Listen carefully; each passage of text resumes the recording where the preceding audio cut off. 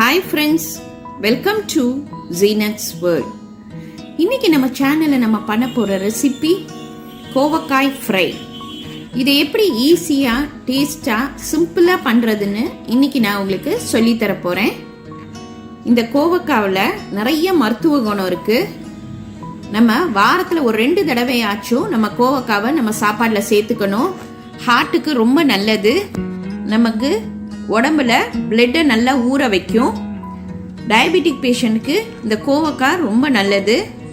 நம்மளோட blood pressure லெவலையும் இது கண்ட்ரோலில் கொண்டு வரும்.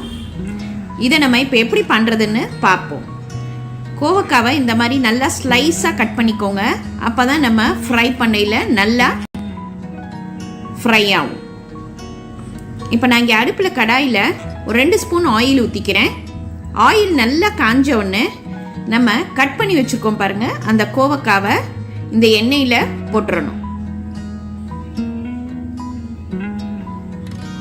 5 to 10 மினிட்ஸ்க்குள்ளே நம்ம இதை பண்ணிடலாம்.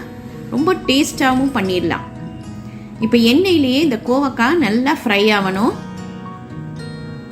அடுப்பை மீடியம் சைஸில் வச்சுக்கோங்க.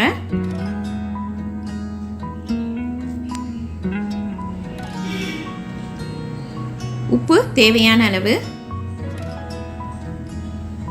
இப்போ இது ரெண்டும் சேர்ந்து நல்லா ஃப்ரை ஆகட்டும்.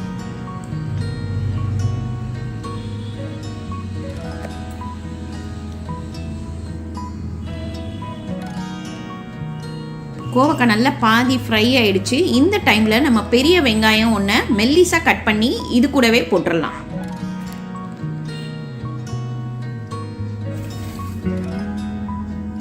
நம்ம வேற எதுவுமே போட போகிறது கிடையாது.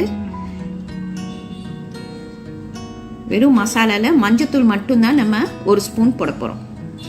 இப்போது வெங்காயம் கோவக்காய் மஞ்சத்தூளை போட்டு நம்ம இப்போ நல்லா ஃப்ரை பண்ண போகிறோம். அந்த எண்ணெயிலேயே நல்லா வதங்கணும். தண்ணி ஊற்றிடாதீங்க. இப்போ நல்லா வதங்க ஆரம்பிச்சிருச்சு பாருங்க. இருக்க இருக்க அந்த கோவக்காவும் சுருங்கிரும், வெங்காயமும் இருக்கிற இடம் தெரியாது. இப்போ நல்லா ஃப்ரை ஆனவுடனே நம்ம மிளகுத்தூள் 1 ஸ்பூன் போட்டு ஒரு 2 நிமிஷம் நல்லா வதக்கிடலாம். அவ்வளோதாங்க, கோவக்காய் நல்லா வதங்க ஆரம்பிச்சிருச்சு பாருங்க.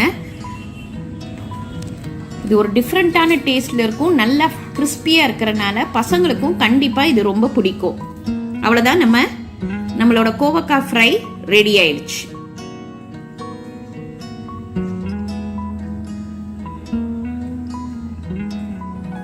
இது ரொம்ப ஈஸியான ரெசிபி.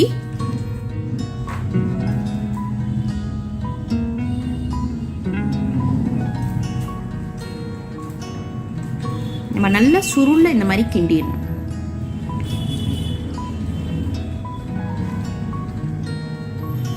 இது ரொம்ப ஈஸியான ரெசிபி. இன்னைக்கு இதை ட்ரை பண்ணி பாருங்க. லைக் பண்ணுங்க, ஷேர் பண்ணுங்க, ப்ளீஸ் சப்ஸ்கிரைப் பண்ணுங்க, உங்க கமெண்ட் எனக்கு அனுப்புங்க. தேங்க்யூ.